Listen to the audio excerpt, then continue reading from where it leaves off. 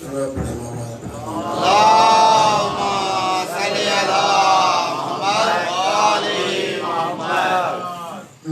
اللہ لا حول ولا قوة الا باللہ العلی العظیم اعوذ باللہ السمیع العلیم من الشیطان اللعین الرجیم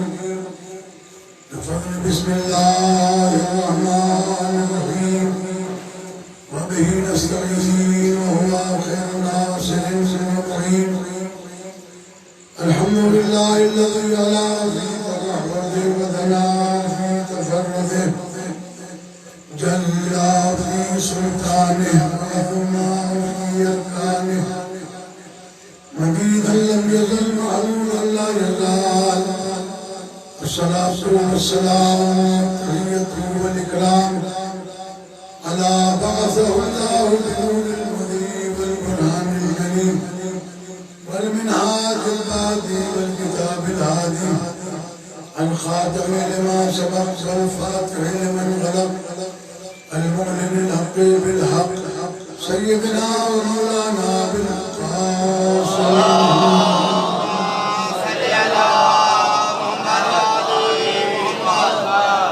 والصلاة والسلام على عترته المعصومين الذين أذهب الله عنهم الرجس وطهرهم تطهيرا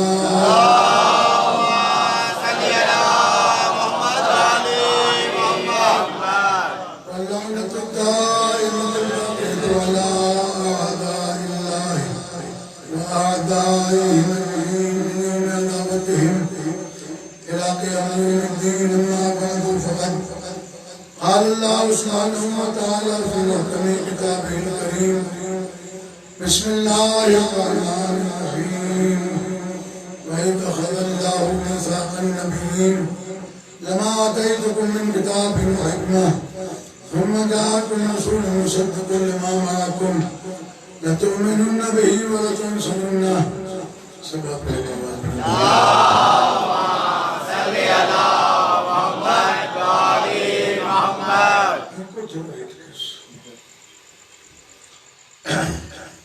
عزیزان گرامی، جیسا کہ آپ نے اعلان میں بھی سماعت فرما دیا کہ آج ہماری یہ عشر محرم الحرام کی 5ویں مجلس ہے. عنوان آپ کے سامنے ہے. جو کچھ ہم نے گزشتہ مجالس میں عرض کیا اس کو بیان نہیں کرنا ہے، صرف حوالہ لے کر آگے بڑھنا ہے کہ اسلام دین عقل ہے، اور جس کے پاس عقل نہیں ہے نہ اس کے لیے شریعت کی کوئی پابندی ہے نہ دنیا کے قانون کا.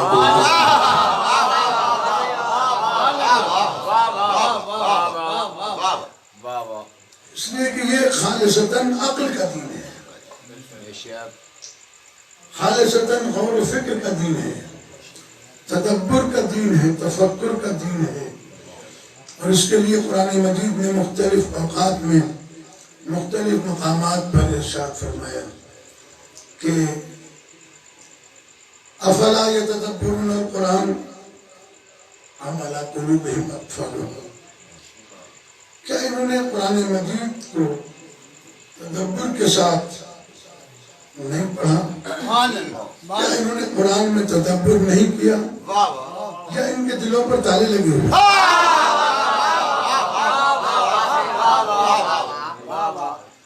کیونکہ قرآن مجید فرقان حمید کا یہ دعویٰ بہت سی جگہوں پر بہت سے مقامات پر کھل کر سامنے آیا ہے. اس بنیاد کو سمجھنا ہے. چھٹے امام جعفر صادق علیہ السلام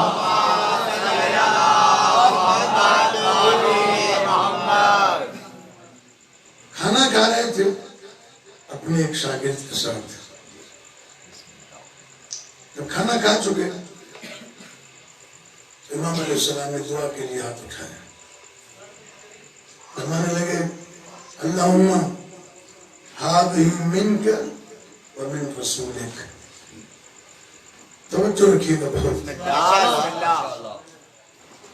اللہ یہ کھانا تیری طرف سے تھا اور تیرے رسول کی طرف سے تھا.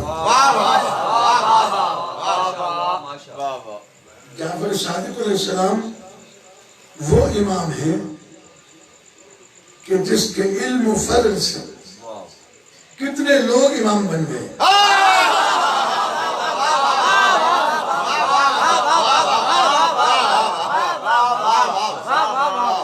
کتنے لوگ امام بن گئے. امام نے جب یہ دعا مانگی کہ اللہم ھذا منک و من رسولک، اے اللہ یہ تیری طرف سے تھا اور تیرے رسول کی طرف سے تھا، تو جو سامنے شاگرد بیٹھا تھا اس نے کہا کہ مولا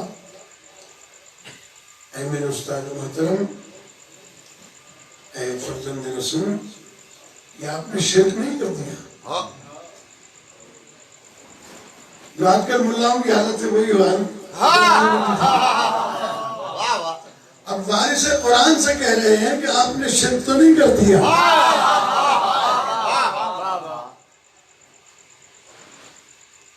کیا شرک ہو گیا؟ کہ آپ نے تو دعا مانگی کہ یہ اللہ یہ رزق تیری طرف سے تھا اور تیرے رسول کی طرف سے تھا، تو رزق تو اللہ دیتا ہے، رسول کہاں سے شامل ہو جائے؟ آج بھی یہی ہوتا ہے نا. آپ لکھ کے دیکھ لیں کہیں پر علی وارث، تو اس کے مقابلے میں وہ لکھیں گے اللہ وارث. کیونکہ قرآن کا وارث علی ہے، کہیں گے نہیں اللہ وارث. اب ان کو کون سمجھائے؟ تھوڑا سا قرآن پڑھے، تھوڑا سا غور کرے تو یہ بات آسانی سے سمجھ میں آ جائے گی کہ علی کے علاوہ کون ہے جو قرآن کا وارث ہے.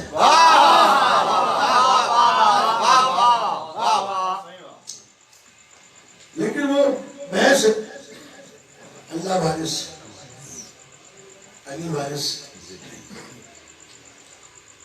امام جعفر صادق علیہ السلام نے کہا کہ کیا تم نے یہ آیت پڑھی ہے قرآن مجید میں؟ کہا کون سی؟ کہا وما نقموا ان اغناهم اللہ ورسولہ من فضلہ. منافقین اس بات پر ناراض ہیں کہ اللہ نے صاحبان ایمان کو اور اس کے رسول نے اپنے فضل سے غنی کیوں کر دیا ہے.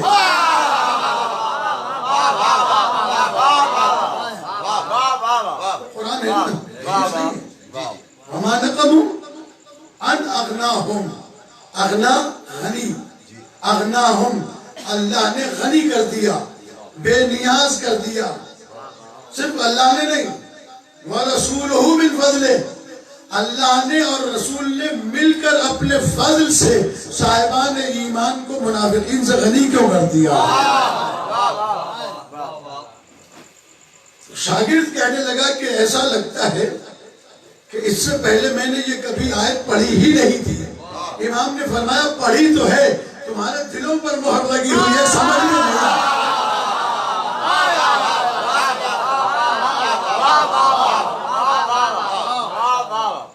دیکھیے میں جو بات عرض کرنے جا رہا ہوں، میرے تمام سنی شیعہ برادری کے دوست، سنی شیعہ عزادار، سارے مسلمان تشریف فرما ہوتے ہیں یہاں پر، تو یہاں فرقہ واریت کی بات نہیں ہے، بات یہ قرآن مجید ہے.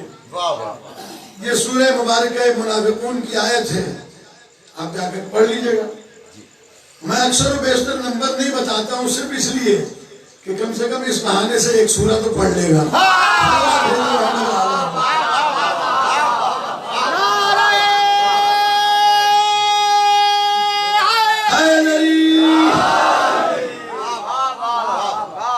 ورنہ جب اتنی بڑی آیت یاد کر سکتے ہیں تو نمبر بھی یاد ہو سکتا ہے، نمبر یاد ہوتا بھی ہے. عزیزان گرامی، یہ بات میں نے آپ کے سامنے عرض کی اس لیے ایک اور اسی قسم کی بات آپ کی خدمت میں عرض کرنا چاہتا ہوں. آپ نے سنی بھی ہوگی، علماء پڑھتے رہتے ہیں آپ کے پاس، یہ کوئی ضروری نہیں، میں نئی بات کرنے نہیں جا رہا، لیکن میں چونکہ اپنے موضوع کو کنٹینیو کرنے کے لیے مسلسل خدمت میں عرض کرنا چاہتا ہوں. امام جعفر صادق علیہ السلام کا ہی زمانہ ہے، اور امام کھڑے ہوئے ہیں بازار مدینہ میں. آپ نے دیکھا کہ ایک شخص آیا اور اس نے میری طرح سے ایک لمبا سا جبہ پہنا ہوا ہے. بھائی جبوں کی جیبیں بڑی لمبی لمبی ہوتی ہیں. اس نے ایک دکان پر گیا جہاں فروٹ بیچنے والا بیٹھا تھا. دکاندار کو باتوں میں لگا کے اس 2-3 انار جیب میں ڈال دیا. پھر وہاں سے چلا. اچھا اگر کوئی آدمی مشکوک ہو نا تو آدمی متوجہ ہو جاتا ہے. لیکن اگر میرے جیسا آدمی چلا جائے وہ سمجھ میں جائے مولوی آدمی کیا چوری کریں گے. اس لیے عام طور پر چور بھی ایسا ہی لباس پہنتے ہیں تاکہ دوسروں کو شک نہ پڑے. سما بھیجے بابا محمد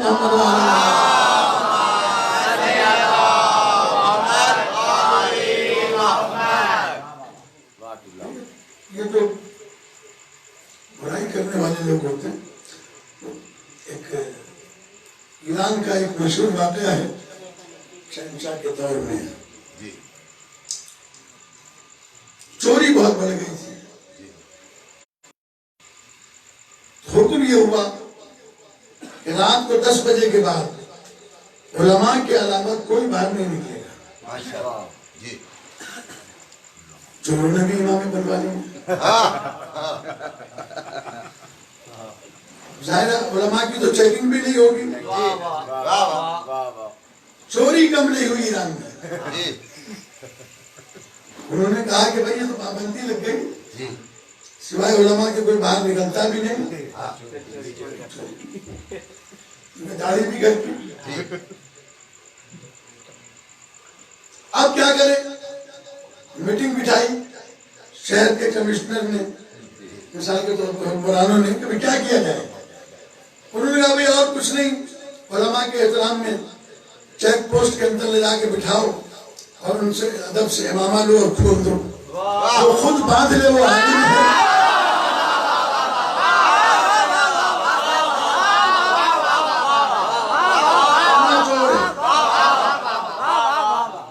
آج بھی ایسا ہی ہے. بہت سارے مسخرے مولوی بنے ہوئے ہیں. بہت سارے ان پڑھ لوگوں نے وہ لباس پہن لیا ہے کہ لوگوں کو سمجھ میں نہیں آتا عالم کون ہے اور جاہل کون ہے. اس لیے ہم کہتے ہیں کہ اس دور میں عوام الناس کو چاہیے کہ اپنا مطالعہ بنائیں تاکہ آپ کو پتہ تو چلے کہ ممبر پہ بیٹھ کے خطبہ صحیح کون پڑھ رہا ہے اور غلط کون پڑھ رہا ہے. ورنہ پان کی کیبن سے اٹھے اور ممبر پہ آئے اور علامہ بن گئے. یہ دنیا میں ہو رہا ہے. ایسا ہی ہر دور میں رہا ہے. تو اس نے وہ 5 انار چرائے اور چلا گیا دوسری دکان پر جہاں روٹیاں لگ رہی تھی تندور پر. اس کو کہتے ہیں نان بھائی. وہاں سے اس نے اس کو باتوں میں لگایا 4-5 روٹیاں چرائیں گے دوسری جیب میں ڈال. اور وہاں سے چلا. امام دیکھ رہے کیونکہ یہ پرانے زمانے کے بازار بلڈنگوں میں تو ہوتے نہیں تھے. میدان میں صندوقوں کے اندر لوگ سامان رکھتے تھے کسی قسم کے چھوٹے موٹے. وہ آگے گیا وہ کچھ ٹوٹے ہوئے گھر جہاں کچھ معذور لوگ رہتے ہیں. کیا رہتے ہیں؟ معذور لوگ رہتے ہیں.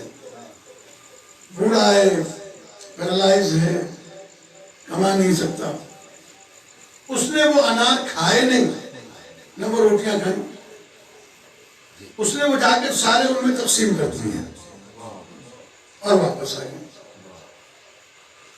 امام علیہ السلام نے بلایا کہ ادھر آیا امام کے پاس. مولانا نے کہا میں نے سب دیکھ لیا. یہاں سے تم نے روٹیاں چرائیں وہاں سے تم نے انار چرائے اور پھر تم نے وہ لے جا کے وہاں فقیروں میں تقسیم کر دیے. فقیروں میں تقسیم کر دیے. یہ کیا کیا تم نے؟ تیرے ذہن میں کیا تھا؟ لیکن یہ پڑھا لکھا آدمی ہے. یہ قرآن جانتا ہے, اس نے قرآن پڑھا ہے, قرآن پڑھ کے یہ سارے کام کیے. امام علیہ السلام نے کہا یہ تم نے کیا کیا؟ کہنے لگا فرزند رسول کیا آپ نے قرآن نہیں پڑھا؟ اب یہ امام چھٹے امام کو کہہ رہا ہے کہ کیا آپ نے قرآن نہیں پڑھا؟ تو میرے امام نے جواب دیا قرآن کی کون سی آیت ہے جس نے تجھے چوری کرنے پر آمادہ کیا ہے؟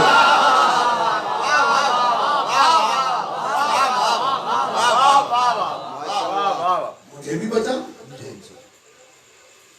کہنے لگا وہ قرآن مجید میں آئے تھے وَمَنْ جَاءَ بِالْحَسَنَةِ فَلَهُ عَشْرُ أَمْثَالِهَا. قرآن مجید میں آئے تھے کہ جس کسی نے بھی ایک نیکی کی اسے اس کے بدلے میں اللہ 10 دے گا. وَمَنْ جَاءَ بِالسَّيِّئَةِ, اور اگر کسی نے گناہ کیا تو اس کو ایک گناہ کے بدلے میں ایک گناہ کی سزا ملے گی. تو میں نے 5 انار چرائے, 5 روٹیاں چرائیں, 10 گناہ میرے نام اعمال میں لکھے گئے. یہ 10 کے 10 میں نے جا کے اللہ کی راہ میں خیرات کر دیے تو جواب میں 100 نیکیاں مجھے مل گئیں. 10 مائنس کر دو 90 پھر بھی میری باقی ہے.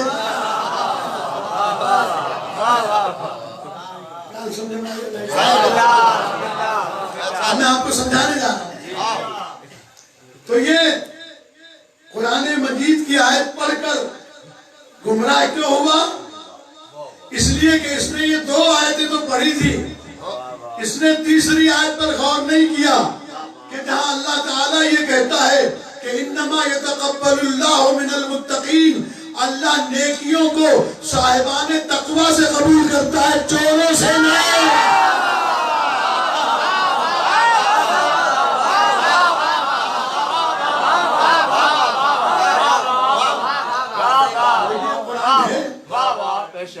قرآن مجید پڑھو. اللہ نیکیوں کو انما یتقبل اللہ ہو, اور انما کلمہ حصر ہے. کلمہ حصر کے معنی یہ ہے کہ یہ اٹل فیصلہ ہے. جو آدمی صاحب تقوی نہیں اس کی کوئی نیکی قبول نہیں. اب چونکہ دنیا والوں نے قرآن مجید کو آل محمد سے نہیں پڑھا, آپ دیکھیں صبح دکان کھلے گی, ماشاءاللہ داڑھی بھی, سر پہ ٹوپی بھی, فجر کی نماز بھی پڑھ کے آئے اور آ کے دکان میں قرآن مجید کھول کے بیٹھ گئے پڑھنے کے لیے. تھوڑی دیر میں آپ گئے, کچھ ضرورت پڑ گئی پیسوں کی, میں نے کہا حاجی صاحب 10,000 روپے کی ضرورت ہے. سنا ہے 12,000 نوٹ لینا پڑتے. آپ کیا پتہ نہیں ہوتا ہے نہیں ہوتا ہے, ہمارا کراچی میں تو بہت ہوتا ہے. نعرہ حیدری. اب یہ بیاج خور, یہ سودی, اس نے کہا سے دوں گا, مجبوری ہے, گھر میں بیمار ہے, کوئی کسی کا علاج کرانا ہے, کوئی اور مسئلہ ہے. حاجی صاحب نے قرآن بند کیا, 12,000 روپے ان کے دیے, 10,000 روپے اور ایک پرچہ لکھوا لیا. 1 مہینے کے بعد 12 دوں گا, اگر لیٹ کیا ہر دن کا ٹیکس الگ لگے گا. جی پھر قرآن کھول کے بیٹھ گئے. تھوڑی دیر میں آذان ہوئی, اللہ اکبر, قرآن بند, دکان بند. آپ آئے کہنے لگے حبیب صاحب 2 منٹ, کہنے لگے نبی میں نماز پڑھی. اچھا پوئے نماز ٹائم کے اوپر ہوگی, نماز ٹائم کے اوپر ہوگی. خدا کی قسم اگر اس نے قرآن مجید کو سمجھا ہوتا تو یہ کبھی سود کھا کے نماز پڑھنے نہ جاتا. کسی مسلمان کی ناجائز ضرورت سے ناجائز فائدہ نہ اٹھاتا. کل مجھے کوئی بتا رہا تھا شاہ صاحبان میں سے کہ جب یہاں سیلاب آیا تو لوگ پیسے لے کے بیٹھے ہوئے تھے، 10,000 کی بکری 2,000 میں، لاکھ روپے کی بھینس 20,000 میں، وہ بڑے خوش تھے کہ ہم نے کما لیا۔ اگر ان کی حالت جا کے دیکھیں تو یا تو یہ پیسے ڈاکوؤں کو دے کے بیٹھا ہوگا یا اسپتال میں دے کے بیٹھا ہوگا، اس لیے کہ حرام کا مال رکتا ہی نہیں ہے۔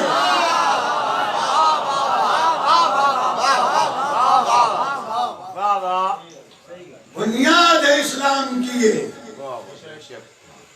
کہ مسلمان سے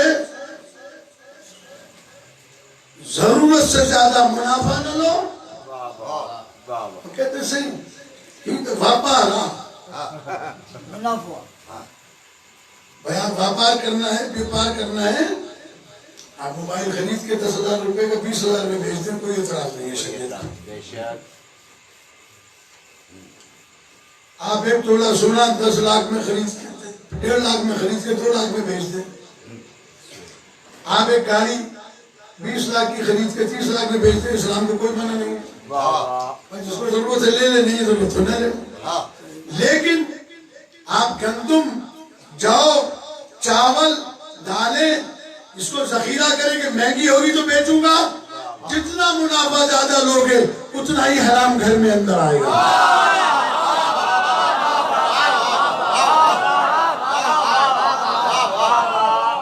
اسلام ذخیرہ اندوزی کا دین نہیں ہے۔ اس کے اندر میں ایک جملہ کہا کرتا ہوں، اور یہ میں نے سمجھا ہے قرآن مجید کو پڑھ کر، کہ جو اچھا انسان ہے وہی اچھا مسلمان بھی ہے، جو اچھا انسان نہیں ہے وہ اچھا مسلمان بن ہی نہیں سکتا۔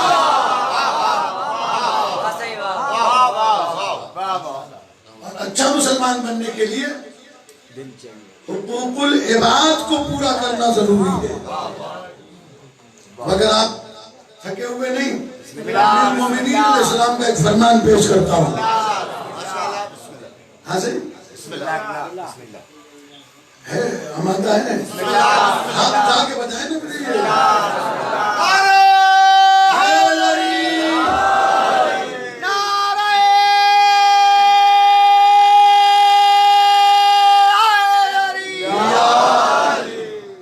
امیر المومنین علیہ السلام ارشاد فرماتے ہیں، جعل اللہ حقوق عبادہ مقدمۃ علی حقوقہ، اللہ نے اپنے حقوق پر اپنے بندوں کے حقوق کو مقدمہ قرار دیا ہے۔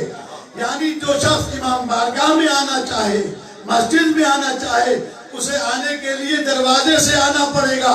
اللہ نے کہا جو میرا حق ادا کرنے آ رہا ہے اس کا دروازہ میرے بندوں کے حقوق ہیں۔ ماں باپ ناراض ہیں، ہونے دو۔ بھائی ناراض ہے، ہونے دو۔ بھائی بہن کے گھر میں کھانے کو نہیں ہے، ہونے دو۔ اور یہی سب سے بڑی خرابی پیدا ہوئی ہے، جہاں مسلمانوں نے حقوق العباد کو چھوڑ کر حقوق اللہ کے پیچھے لگ گئے۔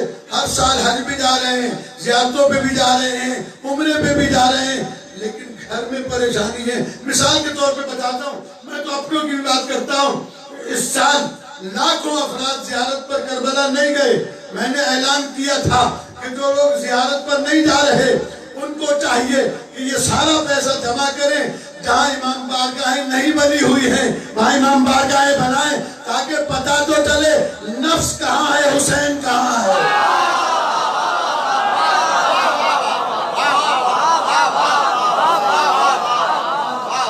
بناؤ امام بارگاہیں، بناؤ ان مومنین کے گھر۔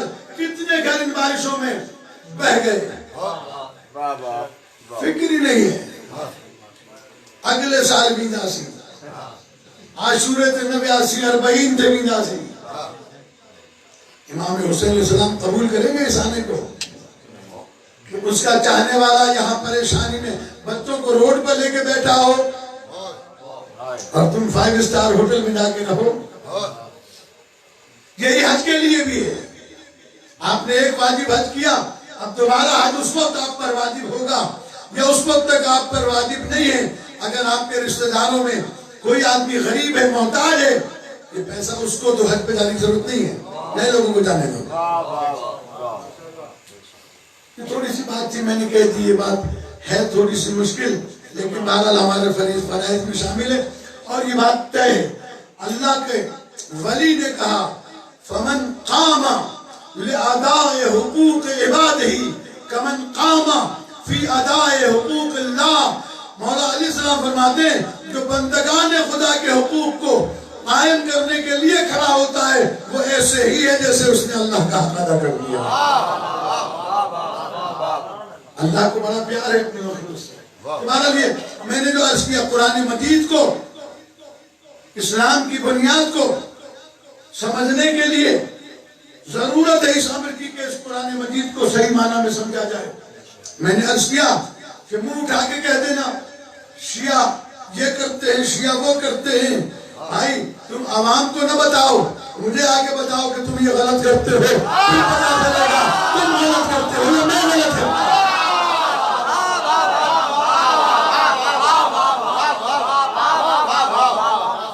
اس بیچارے کو کیا پتا، سارا دن ریڈی چلائی، سارا دن مزدوری کی، بوریاں اٹھائیں، اسے جو بتائے گا وہ یہ سمجھے گا دین ہے۔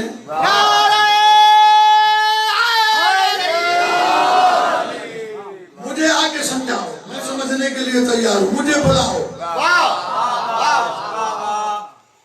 میں بتاؤں گا آپ کو۔ ٹھیک ہے، دعوے کرنا اور چیز ہے۔ یہاں پہ قریب میں ٹنڈو غلام علی یہاں سے 82-83 میں میں یہاں پر جب مدرسے میں پڑھتا تھا تو تبلیغات کے دیا تھا۔ ماشاءاللہ۔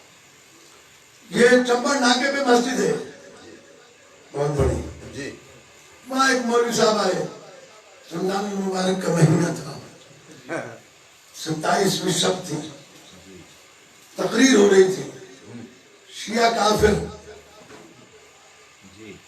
شیعوں کا مذہب الگ، شیعوں کا قرآن الگ، ان کے مناظر جو ہے وہاں بھاگ گئے، یہاں بھاگ گئے، ان کا خمینی کافر، ان کا فلاں کافر۔ ہمارے جو جوان تھے بیچارے وہ بڑے پریشان ہوئے، وہ میرے پاس آئے، کہنے لگے ہیں چھا کروں، دل تو چاہتا ہے کہ پتھراؤ کریں، گولی چلائیں، جھگڑا کریں۔ میں نے کہا ہم علی کے چاہنے والے ہیں، پتھراؤ ہمارا کام نہیں ہے، ہم جھگڑا بھی نہیں کرتے۔ کہنے لگے پھر کیا کریں؟ میں نے کہا میں چلتا ہوں۔ ابا کندھے پہ ڈالی، امامہ سر پہ رکھا، سیدھا مسجد میں۔ ہزاروں لوگ گواہ ہیں اس بات کے، یہاں پر جا کے پوچھ سکتے ہیں، آج بھی زندہ ہیں وہ لوگ، بہت سارے لوگ ہیں جو زندہ ہیں۔ میں مسجد میں گیا، خدا کی قسم مولوی ممبر سے اتر کے بھاگ گیا، لوگوں نے کہا ابھی تو شیعوں کو کافر بتا رہا ہے۔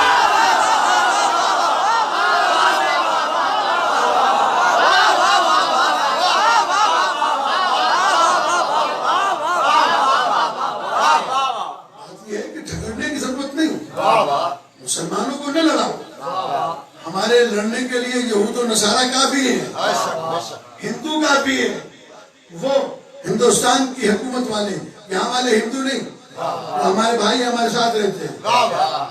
میں بات کر رہا ہوں ہندوستان حکومتوں کی کہ ہمیں لڑنے کے لیے وہ کافر کافی ہیں، ہمیں نہ لڑاؤ۔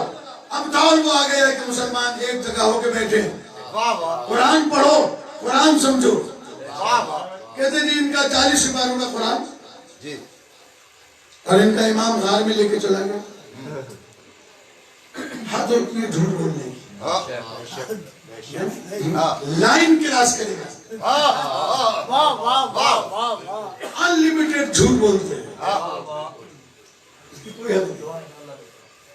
جب کیوں کہتے ہیں کہ ان کا 40 سپاروں کا قرآن؟ میں آپ کی خدمت پیش کروں،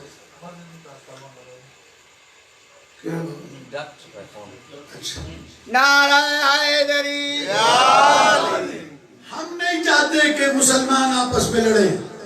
میں آج اس مجلس کے حوالے سے آپ کی خدمت میں عرض کرنا چاہتا ہوں، پیغمبر اکرم صلی اللہ علیہ وآلہ وسلم کے بعد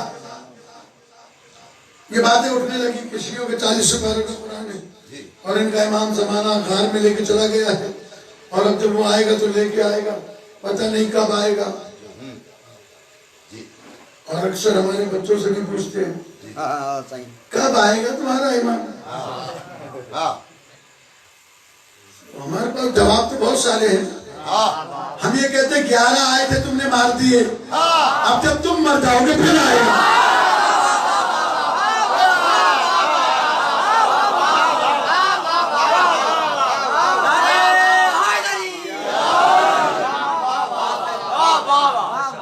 دیکھیے کبھی بھی کسی پر تہمت نہ لگائے. تہمت اسلام میں منع ہے, غیبت کرنا منع ہے, کسی پر الزام لگانا منع ہے. 40 سپاروں کا قرآن آج 1400 سال کے بعد بھی تم کہتے ہو, 1442 میں بھی کہہ رہے ہو کہ شیعوں کا قرآن 40 سپاروں کا ہے. پہلے تو مولوی صاحب یہ بتاؤ قرآن سورتوں میں نازل ہوا تھا یا سپاروں میں نازل ہوا تھا؟ قرآن نازل ہوا آیتوں میں, قرآن نازل ہوا سورتوں میں. یہ سپارے تو تم نے بنائے ہیں, ہم نے تو بنائے نہیں.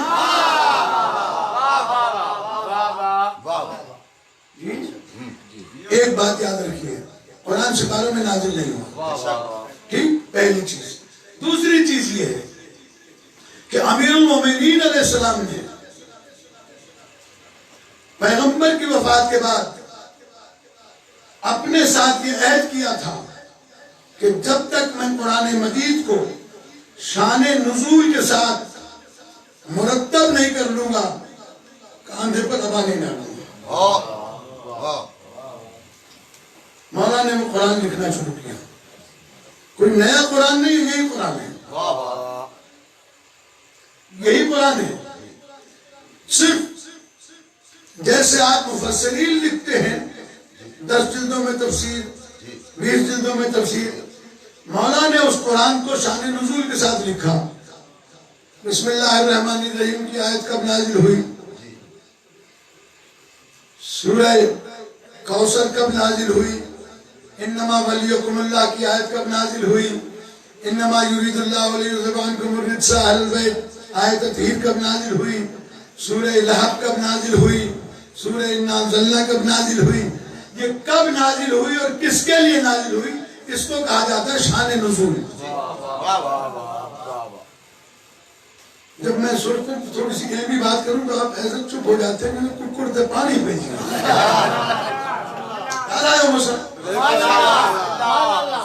بولتے رہے تاکہ میں آپ کو وہ چیزیں سکھانا چاہتا ہوں تاکہ ملا کے فتنے سے مسلمان بچ سکے. میں چاہتا ہوں میری مجلس سے سن کر 10 دن میں ہر عزادار مبلغ بن جائے تاکہ اسے پھر یہ پوچھنے کی ضرورت نہ پڑے کہ سائیں کے فون کر. میں یہ باتیں آپ کو بتا رہا ہوں, یہ بہت ضروری ہے تاکہ سارے مسلمانوں کو اس بات کا پتہ چل جائے. مولا نے کہا کہ میں اس وقت تک ابا کندھوں پہ نہیں ڈالوں گا جب تک کہ میں قرآن کو شان نزول کے مطابق جمع نہیں کر لوں گا. شان نزول کیا ہوتا ہے, کب نازل ہوئی, کہاں نازل ہوئی, کس کے لیے نازل ہوئی. یہ 3 چیزیں ہوتی ہیں.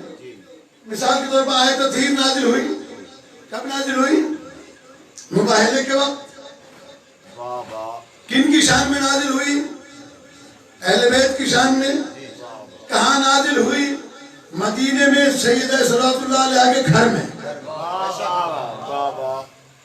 اس پر بھی کافی وقت میں لے سکتا ہوں, بہت ساری آیتیں پیش کر سکتا ہوں, لیکن سمجھدار مجمع ہے, پڑھے لکھے لوگ ہیں, مجلسی لوگ ہیں, علماء کو سنتے رہتے ہیں, لہذا میں زیادہ بحث گہرائی میں جا کے نہیں کرنا چاہتا. تو شان نزول سمجھ میں آیا صحیح کہ کب نازل ہوئی, کہاں نازل ہوئی, کس کے لیے نازل ہوئی. ایک چھوٹی سی مثال اور دے دوں. کوفے میں مولا کائنات بیٹھے ہوئے تھے. ایک مرتبہ ایک مومن آیا صبح کہنے لگا یا علی, قرآن کی تلاوت کر رہا تھا میں, تلاوت کرتے کرتے ایک آیت پر پہنچا تو میرا ایمان ڈاما ڈول ہونے لگا, میرا ایمان خراب ہونے لگا. میں نے قرآن بند کیا اور آپ کے پاس آیا تاکہ میں اپنے آپ کو مطمئن کر سکوں. مولانا نے کہا وہ کون سی آیت ہے جسے پڑھ کر تیرا ایمان ڈاما ڈول ہونے لگا. امام علیہ السلام سے کہنے لگا مولا وہ آیت ہے وَاسْأَلْ مَنْ أَرْسَلْنَا مِنْ قَبْلِكَ مِنْ رُسُلِنَا, اور سوال کرو ان تمام رسولوں سے. وَاسْأَلْ, اور سوال کر, حکم پیغمبر کو, وَاسْأَلْ اور سوال کر من ارسلنا جسے ہم نے بھیجا من قبل کا تجھ سے پہلے من رسولنا اپنے رسولوں میں سے جن کو بھیجا ان سے سوال کر. جب یہ آیت میں نے پڑھی تو میں سوچنے لگا کہ ہمارے رسول تو آئے ہیں سب سے آخر میں, ہمارے رسول تو آئے ہیں سب سے آخر میں, حضرت عیسیٰ تک تمام انبیاء آگے جا چکے. تو پایا پیغمبر سے جب یہ سوال کیا گیا تو پیغمبر نے اس سوال کو پورا کیا یا نہیں کیا؟ اگر کیا تو کہاں کیا؟ نہیں کیا تو رسول کیسے رہے؟ تو اللہ کا حکم نہ مانے وہ رسول, وہ اللہ کو حکم نہ مانے وہ رسول کیسا؟ اور اگر حکم پورا کیا تو وہ موقع مجھے نظر نہیں آتا, وہ بات مجھے نظر نہیں آتی. پیغمبر اکرم صلی اللہ علیہ وآلہ وسلم نے تمام انبیاء سے کہاں پوچھا, کب پوچھا, کہاں پوچھا, کب پوچھا؟ مولا نے مسکرا کے کہا یہ تو بہت آسان مسئلہ ہے, تجھے اس آیت نے شک میں اس لیے ڈالا ہے کہ تو اس کا شان نزول نہیں جانتا, تو اس کا شان نزول نہیں جانتا. کہ مولا شان نزول کیا ہے؟ کہا یہ آیت زمین پر نازل ہی نہیں ہوئی ہے, یہ آیت اس وقت نازل ہوئی جب ہمارے رسول معراج سے واپس آ رہے تھے, چوتھے آسمانوں پر تمام انبیاء موجود تھے. انہوں نے اللہ سے درخواست کی کہ یا اللہ آج ہمارا امام آ رہا ہے, ہمارا دل چاہتا ہے کہ ہم 2 رکعت نماز اپنے امام کے پیچھے پڑھیں. پیغمبر نے ان کو نماز پڑھائی. جب نماز سے فارغ ہوئے تو سارے نبی 2 لائنوں میں کھڑے ہو گئے تاکہ پیغمبر سے مصافحہ کریں. اس وقت اللہ نے جبرائیل کو بھیجا کہ وَاسْأَلْ مَنْ أَرْسَلْنَا مِنْ قَبْلِكَ مِنْ رُسُلِنَا, ان تمام رسولوں سے پوچھو کہ کیوں بھیجے گئے تھے.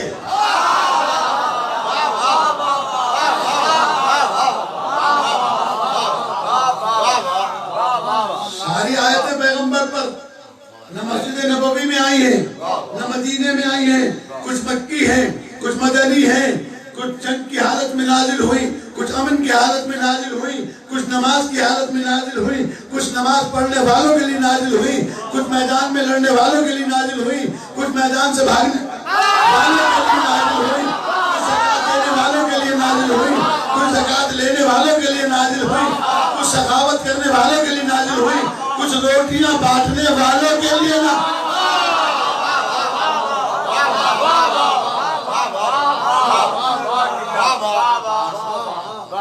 یہ مولا کائنات علی بن ابی طالب علیہ السلام نے کہا یہ آیت زمین پر نہیں, اور اسی کا اعلان علی نے کیا تھا منبر پہ آ کر. مولا کائنات نے ارشاد فرمایا تھا سنو مجھ سے پوچھو, خدا کی قسم کوئی سوال ایسا نہیں جو تم پوچھو اور علی جواب نہ دے سکے. میں تمہیں بتاؤں گا کون سی آیت رات میں نازل ہوئی, کون سی دن میں نازل ہوئی, کون سی پہاڑوں پر نازل ہوئی, کون سی آسمانوں پر نازل ہوئی, کون سی زمینوں پر نازل ہوئی.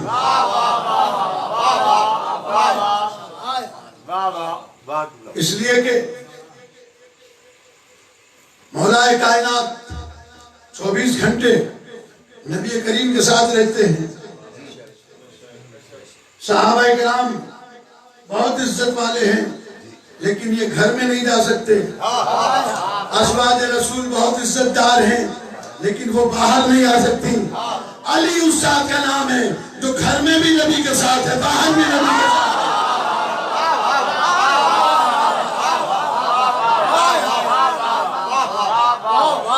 گھر میں بھی نبی کے ساتھ ہے, باہر بھی نبی کے ساتھ ہے. پیغمبر نے اعلان کیا ہے, شیعہ سنی سارے علماء نے لکھا ہے کہ پیغمبر نے فرمایا یا علی انت تسمع ما اسمع وانت ترى ما ارى. یا علی تو وہ سب کچھ دیکھتا ہے جو میں محمد دیکھتا ہوں, وہ سب کچھ سنتا ہے جو میں سنتا ہوں.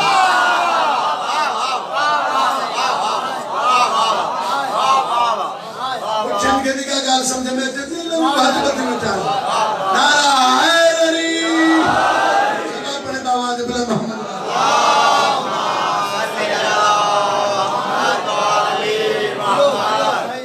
مولا کائنات میں علی بن ابی طالب علیہ السلام نے قسم کھائی تھی کہ جب تک شان نزول کے مطابق قرآن مرتب نہیں کروں گا. لیکن یہ کہیں نہیں ملتا کہ علی نے قرآن مجید کو لکھنے کے لیے چندہ کیا ہو.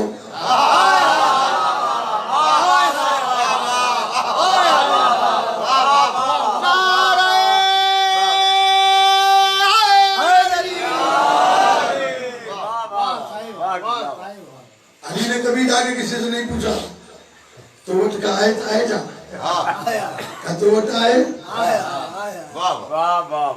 علی نے خود بیٹھ کے لکھا اور کیسے پوچھتے پیغمبر کہہ کے گئے تھے قرآن علی مال قرآن قرآن علی کے ساتھ ہے علی قرآن کے ساتھ ہے علی وہ قاری قرآن ہے کہ ایک زین میں گھوڑے کی قدم رکھے دوسری تک نہیں پہنچتا کہ پورا قرآن ختم ہو جاتا ہے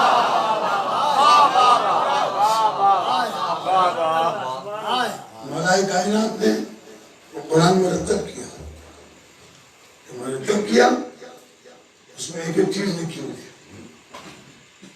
سورہ حمد کب نازل ہوئی کتنی دفعہ نازل ہوئی کچھ سورے ایسے جو دہرا کر دو بار نازل ہوئے ہیں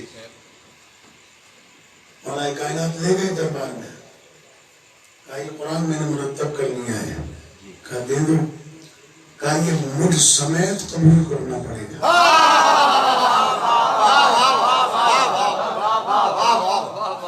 کہا نہیں قرآن دے دو ہم تمہیں قبول نہیں کریں گے تو مولا نے کہا کہ پھر میں یہ قرآن بھی تمہیں نہیں دوں گا پھر یہ قرآن اہل بیت کے گھر میں رہا یہ کوئی نیا قرآن نہیں ہے اس میں کوئی زیادہ آیتیں نہیں ہیں اس میں نہ کوئی کم آیتیں ہیں اور آج تک پوری دنیا کے مسلمان دکھا نہیں سکتے ایران میں عراق میں لبنان میں پوری دنیا میں 35 کروڑ شیعہ ہیں کہیں تو دکھاتے 40 سپاروں والا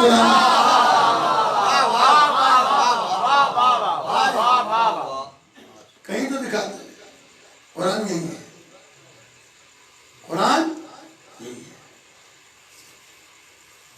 اس لیے ضرورت شامل کی ہے قرآن سیکھنا ہے آل محمد سے سیکھو میں انشاءاللہ کل عرض کروں گا تاکہ آپ کو اندازہ ہو جائے یہ صرف گھرانے کی سازش ہے کوئی 40 سپاروں کا قرآن نہیں قرآن یہی ہے سوال تو ان سے پوچھنا چاہیے جنہوں نے نیزوں پہ ٹانگ کے قرآن پر تیر اندازی کی اس یزید سے پوچھو جس کو رضی اللہ بنانے کے چکر میں ہو اس نے قرآن کو پھاڑ کر کہا تھا اے قرآن جب قیامت کے دن اللہ کے سامنے جانا تو کہنا کہ مجھے یزید نے تو ٹکڑے کر دیا تھا جو میں بگاڑ سکتا ہے بگاڑ قرآن مجید بھی مضمون ہے اہل بیت کی طرح سے عزیزان گرامی یہ اہل بیت علیہ السلام اور قرآن کا ساتھ تھا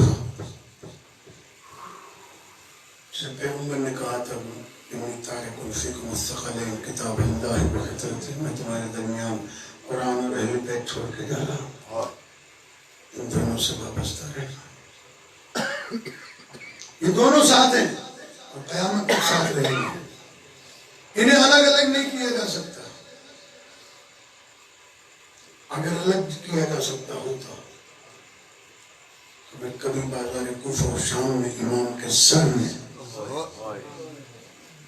نو کے نیزہ پر تلاوت قرآن نہ کی ہوتی یہ تلاوت قرآن کر کے امام حسین علیہ السلام نے بتایا تھا کہ تم ہمارا سر تو تن سے جدا کر سکتے ہو لیکن آل محمد کو قرآن سے الگ نہیں کر سکتے عزیزان گرامی 5ویں کا دن گزر گیا 6ویں کا دن ہے 6ویں کی رات اب مصائب کی راتیں ہیں میں بس آج مختصر سے مصائب پڑھ لوں پھر انشاءاللہ آپ کے سامنے آج میں امام کے اس صحابی کے ذکر کرنا چاہتا ہوں جس کی عمر 90 برس سے زیادہ تھی مسلم ابن اوسجا یہ اپنی بیوی بچے کے ساتھ کربلا کے میدان میں آئے تھے ان کی کمر بڑھاپے کی وجہ سے جھک گئی تھی کمر میں پٹکا باندھا تاکہ کمر سیدھی ہو دشمن یہ نہ سمجھے کہ حسین کا کوئی بوڑھا سپاہی آ رہا ہے جناب مسلم ابن اوسجا کے لیے تاریخ نے لکھا جناب مسلم کوفے کے شہر میں اپنی داڑھی کے لیے خضاب خرید رہے تھے. دیکھا تلواریں سیکل ہو رہی ہیں، جنگی سامان تیار ہو رہا ہے. ایسے میں حبیب ابن مظاہر کی نظر پڑی. کہنے لگے حبیب یہ سب کچھ کیا ہے؟ کہا تمہیں پتہ نہیں کہ کربلا میں حسین علیہ السلام سے جنگ قیامت کی. جیسے ہی بوڑھے سپاہی نے یہ سنا خضاب پھینک دیا. کہا خدا کی قسم اب یہ داڑھی اپنے خون سے رنگین ہے. آئے کربلا میں امام علیہ السلام کے ساتھ رہے. جب صبح سے جنگ چڑھی ایک ایک ساتھی امام کا جانے لگا. حضرت مسلم ابن اوسجہ کہتے ہیں مولا مجھے بھی اجازت دیجیے تاکہ میں بھی آپ پر اپنی جان نثار کروں. امام فرماتے ہیں مسلم پیاسے ہو بھوکے ہو تھوڑی دیر. کہا نہیں مولا مجھے جانے دیں. حبیب ابن مظاہر کی شہادت کے فوراً بعد جناب مسلم ابن اوسجہ میدان کی طرف چلے امام سے اجازت لے کر. اور اس بوڑھے سپاہی نے کئی 100 کوفیوں کو فنار کیا. جب زخمی ہو گئے اور گھوڑے پر نہ سمجھ سکے تو آواز دی السلام علیک یا ابا عبداللہ،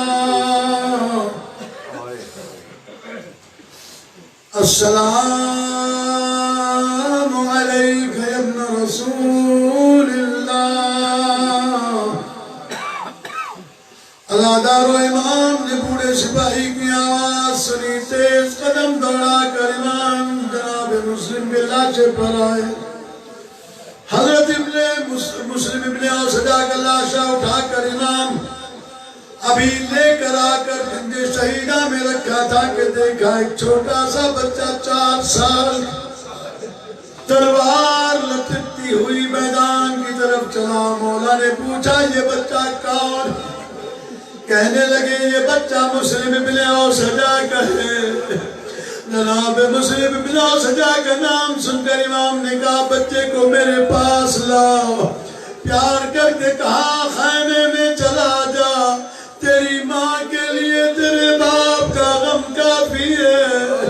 تو اتنا چھوٹا ہے تیرے اوپر جہاد واجب نہیں. یہ جملے امام نے کہے. ایک مرتبہ مسلم کی بیوہ نے خیمے سے آواز دی کہا مولا یہ میری چھوٹی سی قربانی، مولا میری قربانی کو رد نہ کرے. مولا اسے اجازت دے کہ یہ میدان میں جائے. عدادار و تلوار نہیں اٹھا سکتا. میدان میں آیا. ظالموں نے حملہ کر کے بچے کو شہید کر دیا. بس ایک جملہ سنے. سر کاٹ کر جناب مسلم ابن اوسجہ کی بیوی کی طرف پھینک دیا. مسلم کی بیوہ آئی اپنے بچے کا سر اٹھایا منہ چوم کر ایک جملہ کہا اور کہا یہ صدقہ ہے حسین، اسے میں اپنے پاس نہیں رکھوں گی. واپس کر دیا. کہا جو بچہ قربان ہو گیا. اسی لیے امام کہتے تھے جیسے صحابہ مجھے ملے ایسے وفادار کسی کو نہیں. اللہ